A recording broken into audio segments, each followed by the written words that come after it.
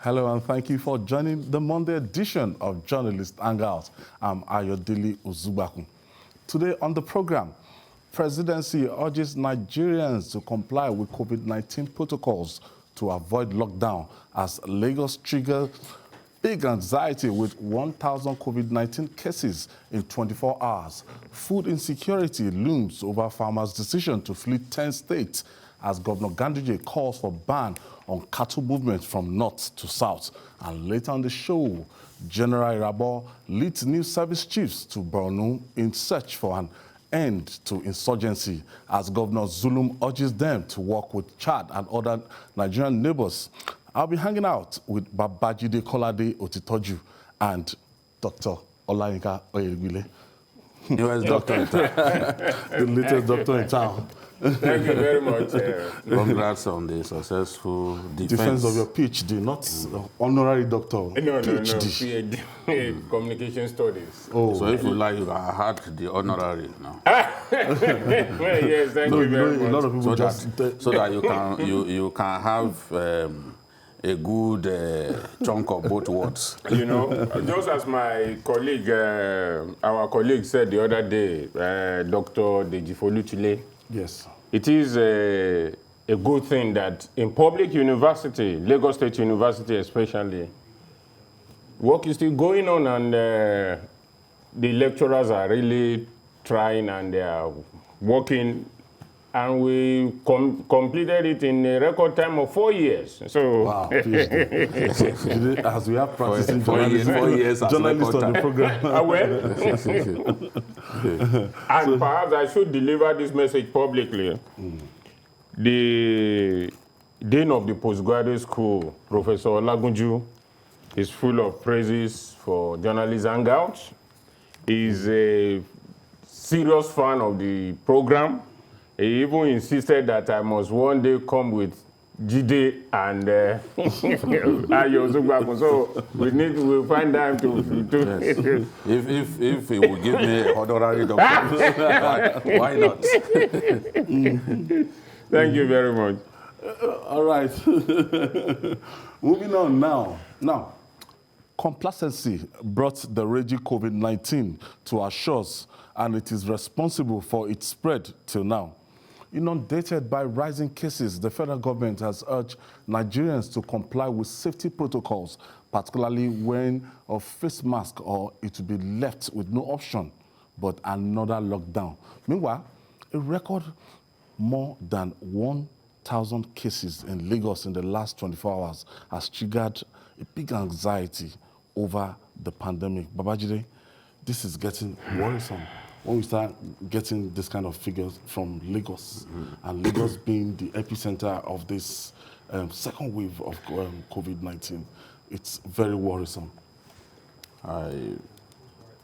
One is really concerned that this is happening. 1,000 cases in one day. One day. We really need to up our game in tackling this big problem. We must be careful not to become another South Africa, where about 690 persons died in one day. Already, Lagos also set the record for the number of deaths in one day. I think last week or the week before. So this has to be addressed one way or another. The truth is, 690 persons dying in one day in South Africa. If we get to that point, our health system cannot cope. So what we can do is to limit the capacity of this virus to cause trouble in our country. Bring it under control. We cannot eradicate it. It has come to stay. But we must control it, bring it under control, yes.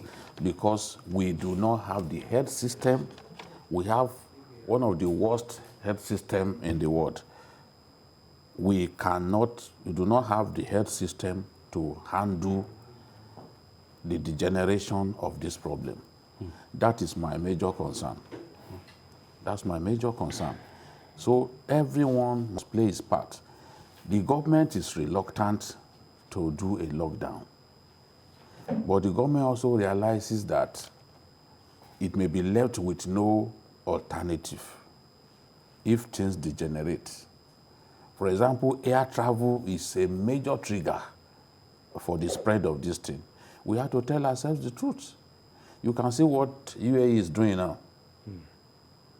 In fact, most airlines of the world are alerting their frequent flyers that, look, no flights to UAE anymore, because they've kind of come up with a system whereby you can only go to the UAE through the Emirates airline.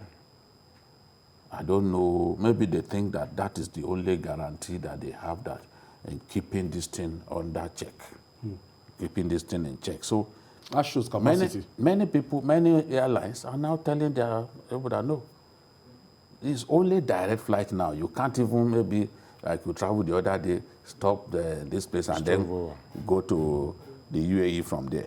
It can't happen anymore now. It's now direct, and it is by that airline. So we just have to take measures. I was reading today, just before we got in, and I hope we'll be able to speak with our friend Atta, Ikaru Atta. Okay, in the task force one. Yes, in Abuja. because the breaking news is that Wuse Market, that the court ordered the closure of Wuse Market and some other plazas in the city. You know, and 100 people put on trial for violation of COVID-19. Yes, at some point we have to show that we are ready to fight this thing. Those who choose not to obey directives have to be visited by the full weight of the law. So this is the thing. Let's begin to show seriousness before things degenerate. Olayinka, now, Ghana restates ban on weddings, concerts, and funerals. So you can see that we're just going back there. Now, it's going to be somehow difficult to impose a lockdown in the country again, knowing where we are coming from. A lot of people will be talking about palliative, we're talking about stimulus. It's difficult to talk about a lockdown, but there are measures the government can take. What Ghana has done is a case in point. You can ban weddings. Well, when you say ban weddings, it's not that people will not go and wed. Yes, people can go to the registry, they can go to churches and all that and do their wedding, but socialization, that should be banned. I mean, one, it goes a long way. It makes economic sense because all the Ashwebi and the renter of halls and all that will be cut down. It is better the government takes that kind of measure fast and quickly than allowing things to go on the way it is going. Because now, Nigerians, we have a way of doing things. People don't believe or don't want to obey any law.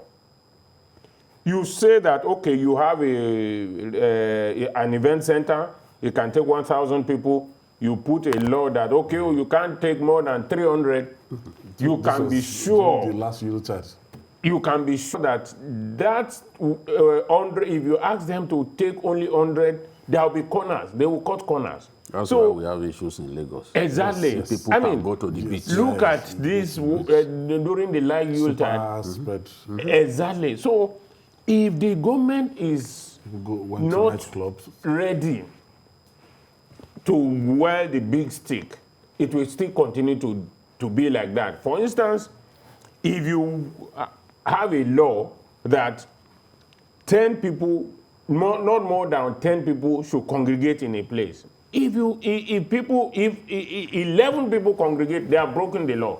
And law must be taken, the law must take its course.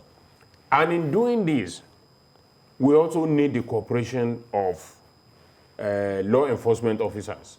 Because if that is not done, you will have a situation where in a place, the law enforcement officers go there, they raid the place, and people talk to them and all that, they give them things, and the law becomes like the house.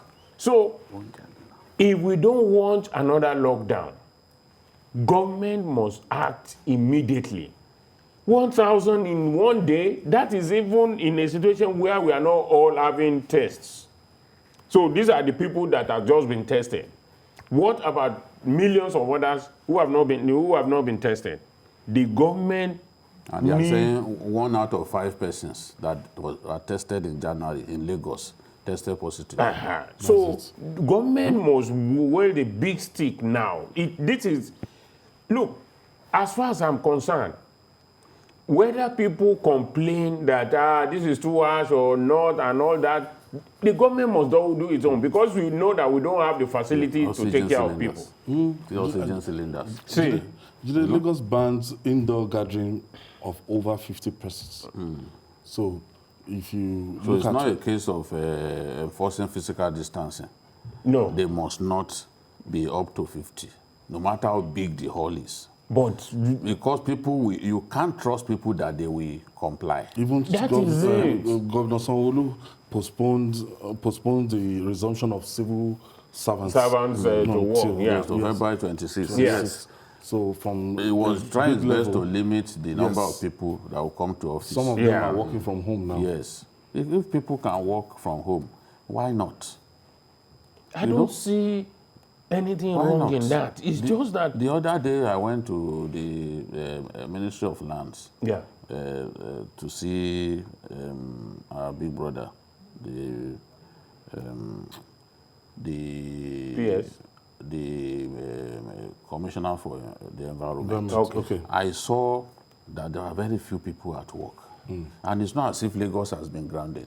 No. The work can still go on. Go on. People can work. Even in our office, how many people are working from home? But you see, the snag in it is that if people are really doing what the government is saying, the traffic on the roads will be less. But the government asks not to come to work, continue to go around. I mean, so And what how are do these- you? No, the thing is, even when we say, okay, we are doing physical distancing Yes. or half of the capacity, Yes.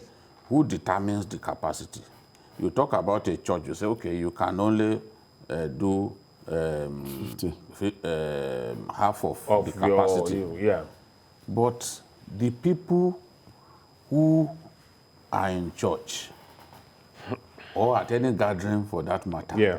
a lot of them, they use the face mask. The face mask, their noses are chin out, mask. jutting out, and they are breathing into each other's noses. Yeah. They are hugging it. Initially, you see them, you sanitize your hands, Yeah. you go in. But as soon as they settle down, they start changing banters. Yeah. People are hugging one another. And in the process, you spread the virus. A lot of our people who have died recently, Yes, a lot. they contracted the virus at parties. Because many weddings were pushed to December, Yes. believing that by that time, at least Everything will have we will have died seen the down. worst of the virus. And during that period, we experienced a spike. People are still going to strip clubs. They are still Up going till today, night up till clubs. They are today, still- up till today, if the government is very decisive and goes after all of these nightclubs, and if they conduct rapid raids on nightclubs, you will see Commissioner that of Police, the last raid, they conducted a kind of test. I think 13 of those people raided had COVID-19. No, what I'm saying is, if they do random raids on nightclubs, you will find that a lot of the nightclubs in Lagos are still open as we speak. Yes, that Because is it. You see, so some of them, they have the way their nightclubs are padded and all that, the Soundproof. acoustic, Yeah. Soundproof, yeah. you will not hear any sound outside. You won't know that anything is going And they on. have a way they park cars too. Some of them. So as not to draw attention to to themselves. draw So attention. many of them are still operating as we speak. Can you imagine? So government needs to be more decisive, go out and get these people. Because the thing, we are still spreading the thing. We are behaving like, until it gets to someone's door, you imagine that this does not exist. It's just like the issue of men kidnapping people. Yeah. Some people do not take it seriously. Some Serious take at it all. lightly. You need to Exactly. listen to Some of what people yeah. are saying. Assume as if some people are making up the story. Until a member of your family Be kidnapped. is kidnapped, before you know how painful it is. If my own cousin was kidnapped, and ransom of 3.5 million was paid. This same country. You know what happens? Once it happens, you inform people. Forget. Yeah. You inform police, inform this, inform that. Forget. You will be left alone. Even people who told me that they will be briefing me from time to time that Jide, this is how far we have gone, this and that. At a point, they stopped. Even talking to me. So, if you can avoid that journey, avoid it too. Because once you are kidnapped, you are literally on your own. Forget all these friends that you have in the armed forces. At a point, they won't pick your call again. No, that's it. At least I witnessed this. I witnessed this firsthand.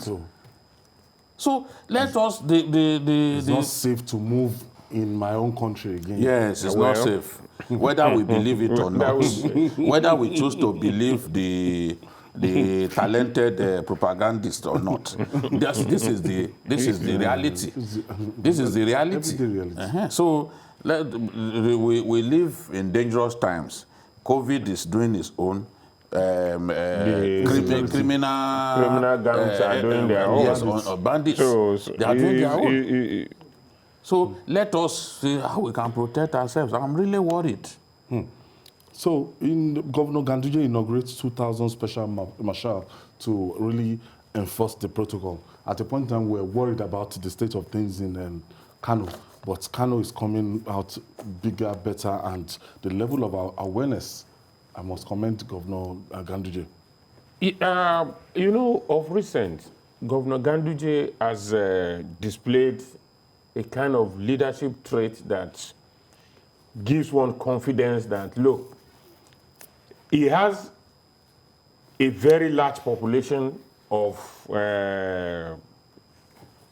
largely ill-educated people and all that, but he has taken leadership to make sure that things fall in place. And the way he's doing it is going from word to word, religious leaders, because they hold a very strong hold on people. And with that kind of action, he is able to bring down or at least bring some level of control. And it is important that people understand that. Because for Governor Ganduje, if as the governor, he has been able to talk to religious leaders whom he know very well that they have very high influence on their people.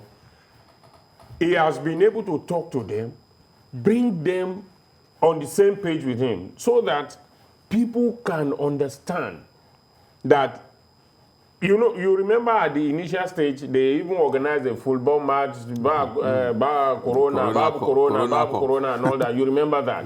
But after that now, people have learned their lesson and know that. Charles is calling us from Lekki. Thank you for joining us, Charles. Thank you very much for having me on. All right. I just want to make quick contributions, and there are on two planks. The first plank is Nigerians and the way they handle issues, right?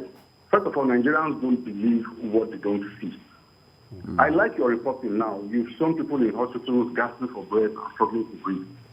Nigerians need to see more of that for them to be able to key into this whole protocol and COVID we're talking about.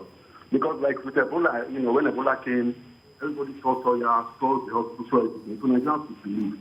With Ebola, it's almost in a bit secretly. You don't see people. But now, I think with the reporting I saw today, we need to see more of that. Let Nigerians see how dangerous this thing can be. Thank you, Charles. Thank you for your contribution. I think Dr. Salam Adeniyi had to go to the IDH, Yes. and she had to really, she did a good job. And even I was told that one or two of the persons that we saw in that Division, they are dead. They are dead, yeah. It's very... So we'll do more specials. We promise, Charles, we'll do more specials. I also have a close elderly brother who was at that IDH, and he confessed that he got there, 9 people were taken out dead. Yes. 9 before his own very eyes. And at a point, he was even almost losing hope that is he also going to be the 10th person and things like that. You see, Oxygen. so he had to Breathing with oxygen, finding it difficult to breathe. So anyone that says it's not true or Look at that woman thinks, Struggling to breathe. look at. Struggling to breathe. So you find out that this thing, it is real. It's a It is respiratory real. problem. It goes for your... Look at organs. Look at gas Yes, oxygen because cylinder. nearly all of them now are needing oxygen. Oh, This nearly all second of wave, them. yeah. Second The wave. second wave. And it doesn't waste time in killing people. It doesn't. In fact, They say sometimes within 48 hours, No, that once person something is tampering with the person I respiration like this. said his own luck was that he never needed the oxygen. That was what saved him.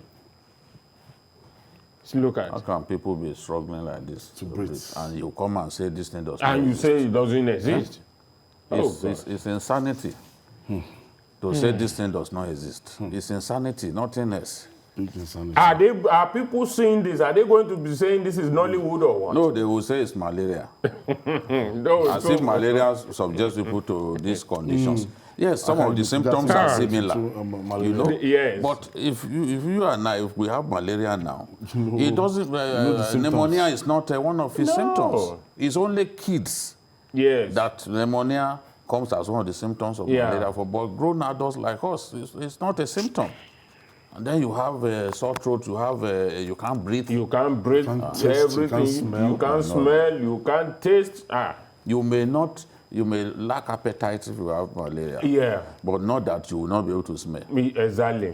They are not the same thing. They are not. All right, moving on now.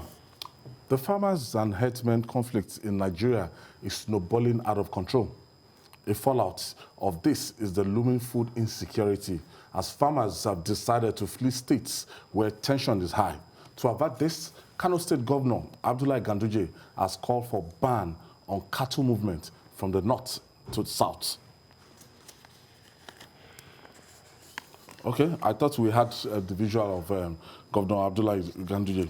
Now, Babajide, this is like unique to me because since we've been seeing comments, we've been seeing contributions from people from the north and south, but Governor Ganduje is radical, is kind of radical in his approach.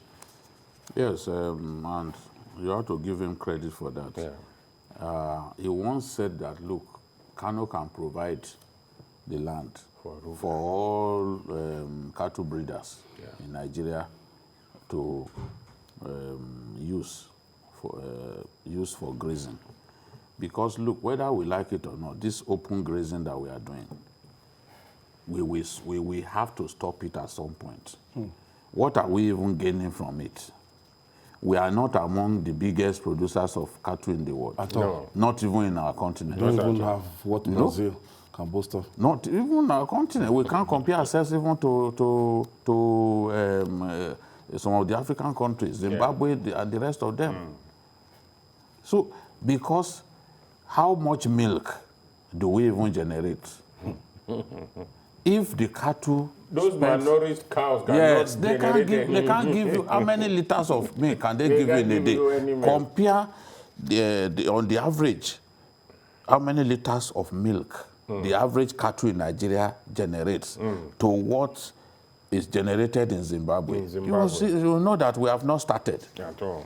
It's not sustainable, and it is causing conflict between our people. It's leading to food insecurity. So the best thing is for these headers to be encouraged to embrace ranching, and government has to lead the way. The individual states should build big ranches. Look at what the governor is saying in Kano, and I'm happy that even in Sokoto is being done. The governor of Zamfara too is building a big Ruga camp. We will get there. There won't be need for cattle to be traveling thousands of kilometers. If you travel from Kaduna, you bring cattle by road all the way from Kaduna to Lagos. By the time they get there, they're already malnourished. Yeah. Their bones will be showing. Yeah. You know, then how healthy would they even be? So this is the point. What Ganduje is saying is, look, the settlement that we are providing for them will have water. Even the artificial insemination, there will be artificial insemination center within the area. All that they need will be provided. Okay, this is the popular. Okay, let's just have a look. This is Wasiu. Yeah, the musician. Yes, look at him. This is his own farm. Exactly. This is what Wasiu is showing us how it is done. Wasiu is showing us how it is done. There's no big deal in this thing. Yeah, that's all. Look, they are going nowhere. Look at the cow. Yes, very big. And exactly. Look at them. All that they don't need to go around. Look at that one. Look at the neck. Huh? This is bigger. Yes. These are the real cows. You know, when people talk about look at their bellies. Cow causing destroying that they crops. have too many this and all that, it is not the Nigerian kind of breeded cow that can do that, because the cow has walked thousands of kilometers. So all what it needs, the nutrient it needs to get fat, to produce milk, has been lost.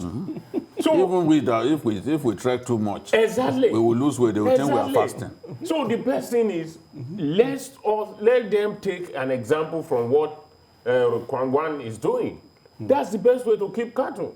If you continue to allow cattle to stray and walk everywhere, they are destroying farmlands. They are causing. Look at that one that is feeding. Look at the neck now. Look at Won't you feel like one. eating this Exactly. kind of cow?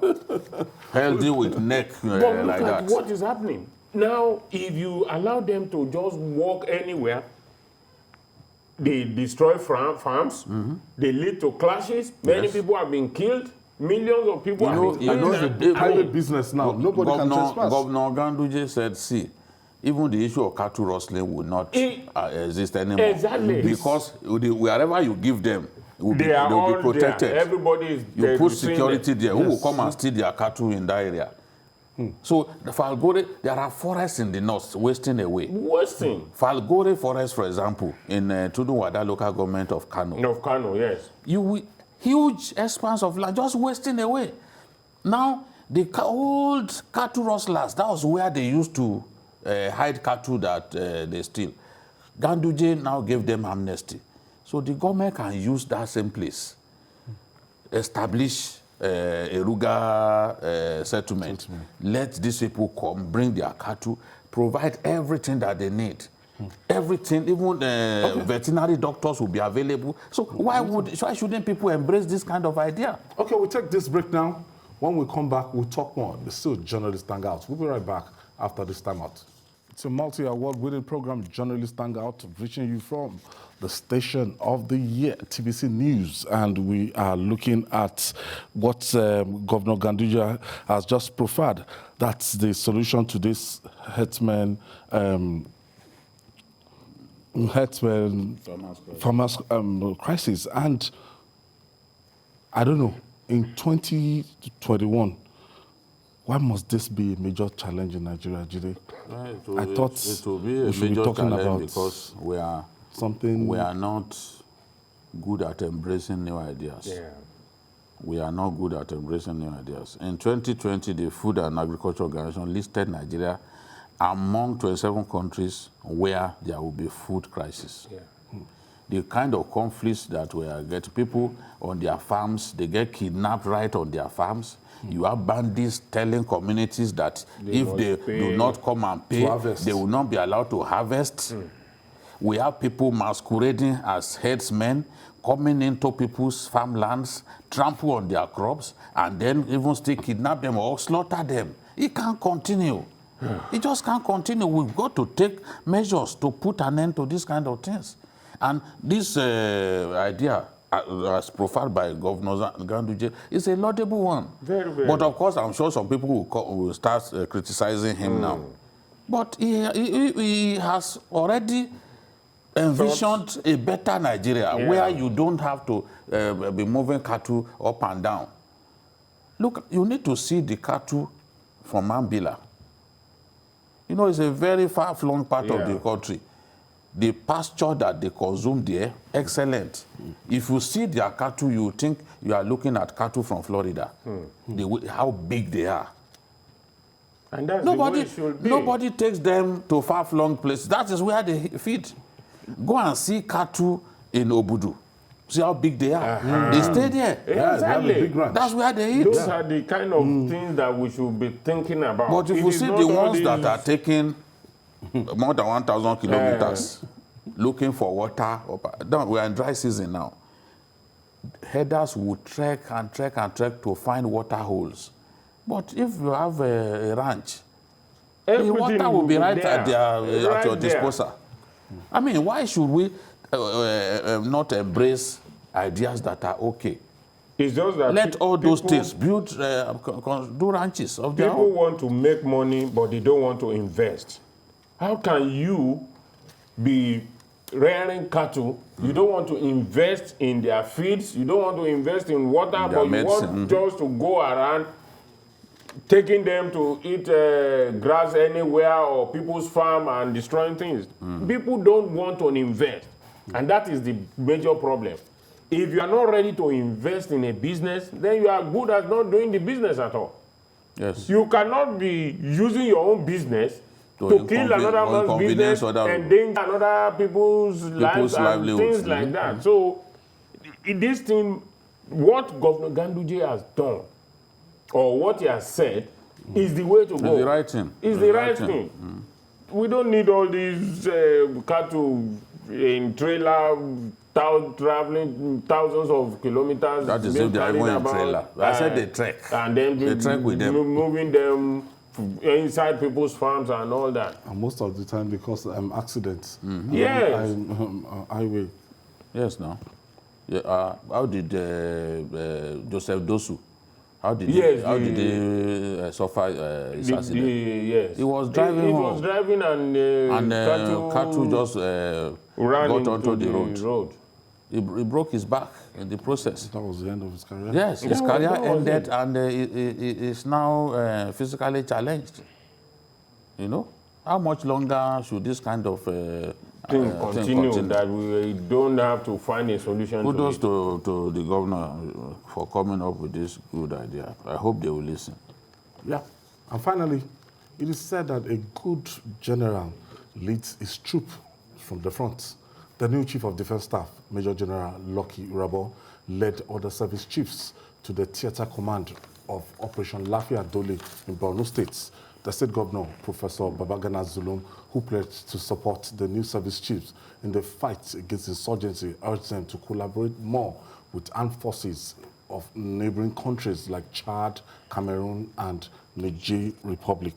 Babajide, when Governor Zulum, we're kind of happy to work with fresh service chiefs because at any point in time, he's always at the forefront that time, trying to say, look, my people are dying and my people are not, they are not doing well at all. Better protected.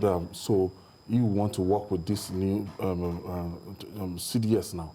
Yes, with the new set of service chiefs. The good thing is that even as a commissioner for RRR in Borno State, he worked with some of the some of the new Service chiefs. now. Yeah. People like all the 3 service chiefs had at one time or the other worked in Borno State. The chief of naval staff, the chief of army staff, chief of air staff, they all worked there. And their boss,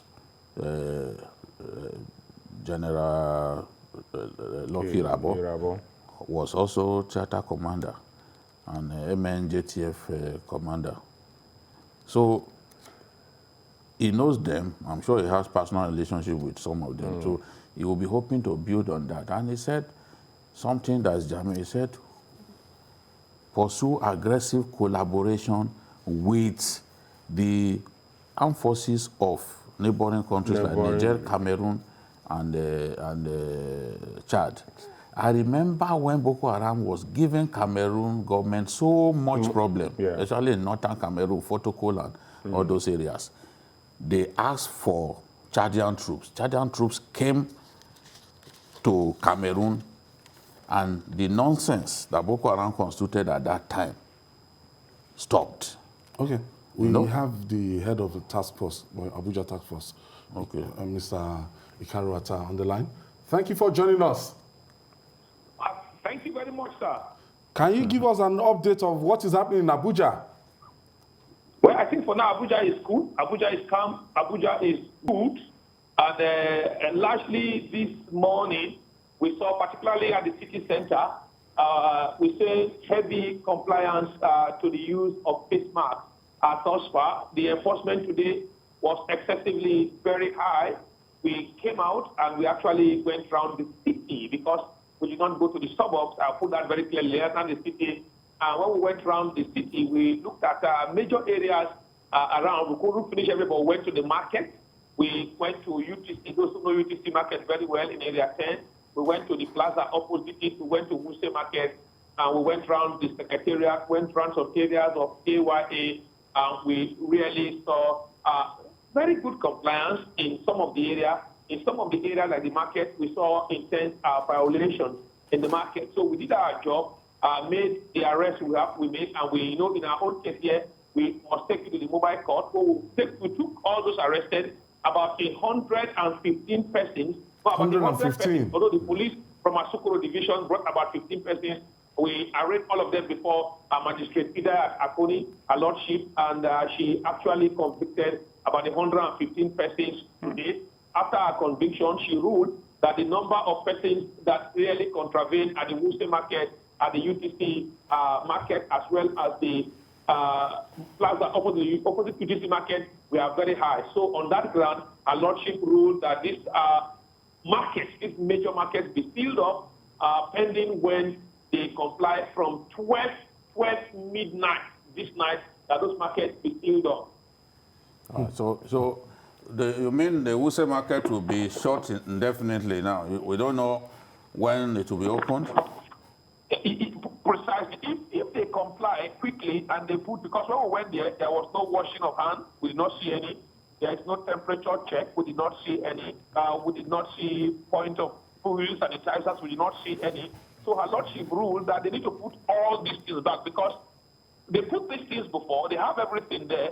But along the line, everybody just relaxed. So when the president signed the executive order, particularly the lordship ruled that the contravention to the executive order affects part 2, subsection 7 and 8, particularly subsection 8, verses A, B, C, D, E to F, where the enforcement with the property is put at the hand of the property owner. So with all this contravention, a lordship rule, if they finish everything and they put everything throughout the night and tomorrow, when we check them, we can come back. But for now, that they have not done that, and some of them are still not believing because the market is still open now and the news is breaking and they are wondering if the news is real. But when the enforcement team take charge by midnight today, by tomorrow, they will see the need for them to comply with what is appropriate going forward for them to do under the circumstance. Thank you, Mr. Carroll. Thank you for that update. That means FCT is not taking it easy. Yes. And immediately you are apprehended, you're charged to court. I think every other state should borrow a leave from there. You're charged to court. Yes. Yes, The mobile court, the magistrate is waiting. Every to do state a should job. take a leave So from that. if And they can get Remember when over, Aramali was convicted by the same mobile court. with over 100 people, and the judge was able to sit on their cases today. them and I think that will send the signal. So maybe from strong signal. Wuse market now they will go to Garki market and other places. So that's good job, Caro and his team. That's what we want to see. It's an ongoing thing, and the Lagos State government too. They are not relaxing. Yeah. So they're also doing one or two things. So I was saying that the governor advised them to work with neighboring countries. And I gave the example of when Cameroon had issues with Boko Haram in northern Cameroon, and they brought Chadian troops. There is nothing bad in allowing foreign troops to come into your country and help you. Yeah. You know how painful it is. They are chasing people from their country, and then they come into Nigeria. It's a cross-border Once they thing, come into so- Nigeria by like maybe 1 mile, then they are forced to pull back. We have to look at that portion of the agreement so that you can give greater latitude to people pursuing terrorists. They don't need them in their country. We also don't need them. So they must not come and use our country as a haven of sorts. So he also told them to also embrace criticism. Be tolerant of criticism. It will happen. People will criticize you. Yep. No matter what you do, people will criticize you. But don't say it as hatred. Oh, that Babajide, he hates the army. Oh, because he criticized your methods, your tactics. It's not hatred. If I say, for example, that I do not believe in the idea of super camp because it has left many communities unprotected, that's not hatred. It's the reality. If I say that the Nigerian army should embrace an offensive philosophy, not defensive, it is not hatred. No. We need to take the battle to these useless people. So this is what, this should not be seen as criticism. If the governor of Borno State goes to Auno and other areas and he sees soldiers extorting money from travelers, it should not be seen as hatred, that he doesn't like the army. Because when you are doing that, you are exposing, you are causing traffic gridlock and even exposing people to danger. A suicide bomber could attack them at that point. Yeah. So it's not hatred. That's the point that the governor is making. Because if you work together, he also asks for synergy between the armed forces. Let the Air Force and the Army work together. If they work together, they do more operations together. In no time, we will defeat these guys. In any case, they are even facing all kinds of problems because within them now, they are disunited. They are killing themselves. The ISWAP is broken up, kind of, because the guy, Ba Idrissa, after his death, you know, they also removed Abanawi. Abanawi and Ba Idrissa, they share the same parents. And then Abba Ghana, that was made their leader the other day, they've also removed him. So they have internal conflicts between them. So this is the time we can exploit. These are Chadian troops. When these Chadian troops, when they entered Nigeria almost 2 weeks ago, Boko Haram, they started fleeing and ended up in Kareto just for some time. Because they know that if we come together, work with these people with so much ammunition at their disposal, they will deal with them, so they are not prepared to wait. They started running. Really? Yes, even from Sambisa now, a lot of them are running because Cameroonian troops are coming into Sambisa through Bama North. I guess there's a kind of synergy now between us and the... That's what it calls for. If all those countries and Nigeria, they work together, it is easier to defeat them and box them in. Yes. So what the governor has said is a very good thing, and it's a in fact, it is a strategic thing, and the least of all things that the military command should imbibe. You need yourself with the other countries' military to work together. What happened to the joint military, what do they call it? Multinational task force. I mean, those are the kind of things that we need now. This is what is going to help in this war against insurgency. Because if that is not done, I mean, see all these lines. They can fire several mortar rounds from one of these. To line themselves up and they all work together. There is nowhere to escape. There will be nowhere to escape. This is what we're talking about now. Will be how to solidify the gains and. They are running away. They are heading towards the north central now because we are bombarding Sambisa. Yes. And Cameroonian troops have came in through Bama North. They are bombarding them, so there is nowhere to hide. If we sustain the intensity, we will defeat these people.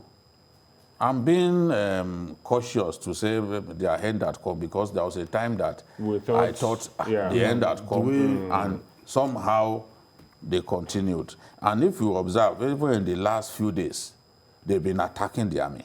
Yes. These same people. Yes. So when it appears that, oh, you are hitting them hard, to show that, no, they are not ready to give up, you see them still launching attack on military bases and all that. Along Magumeri highway during the weekend, they also went, tagged a military base and killed 3 policemen and stole some weapons. So even when they appear down, you still see them trying to show that, look, we are still there, we can still inflict damage. But I do not believe that a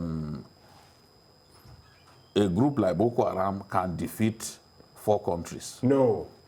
If all those 4 countries work together harmoniously and with aggression, these guys will be history in no time. And that's what we want to see. But over and over, they keep recruiting, they keep getting fresh people, especially from our youths. Well, you know, the reason for that is also because it looks as if at some point when we have exerted some level of victory, we relax. So that's what is happening. Yes. Because they will always want to gather more strength by recruiting more people. But by the time they are being bombarded from all the 4 countries, they are being bombarded by all the 4 countries, they will get it done. So that is very, very important. It is very important that we don't let up. It is very important that we don't let up. We allow them to continue. The 4 countries unite and fight them seriously. That's the best way to go about it. If not, if we relax, they will continue to recruit and be like the ram that moves back to gather more strength. Well, Babaji, we just hope that we'll be able to find a lasting solution and Governor Zulum will be happier as a governor. To work with them. Because he caught the image of someone who is completely irritated, because we want to work. Oh, yes. We want to develop his town. We want to go, those displaced people, we want to return them back. Return home. We want to... They want the economy to boom. I don't envy him at all. He wants the economy to boom. Exactly. Look at Mate. That Mate, they can grow rice that can feed the whole of the north. But unfortunately, the place, people are not inhabiting the place because it's just Boko Haram and the military presence, just military presence in the headquarters, in the local government headquarters.